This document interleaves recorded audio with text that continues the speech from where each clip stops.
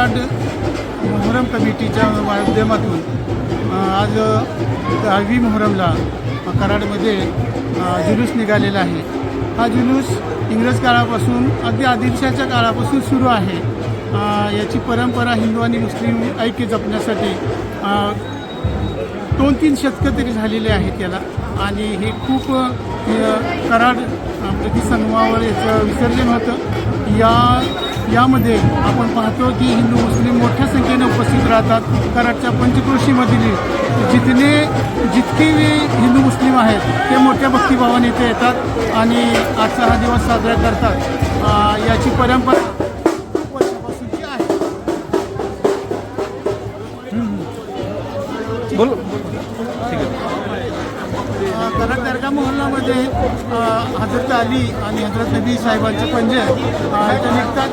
अनेक वर्ष झाली याच्यामधून हिंदू आणि मुस्लिम ऐक्याचं ते प्रतीक आहे असं आपण मानतो. इथून अनेक भाविक मोठ्या भक्तिभावाने येतात आणि आपल्या मनोकामना पूर्ण करतात. ओके.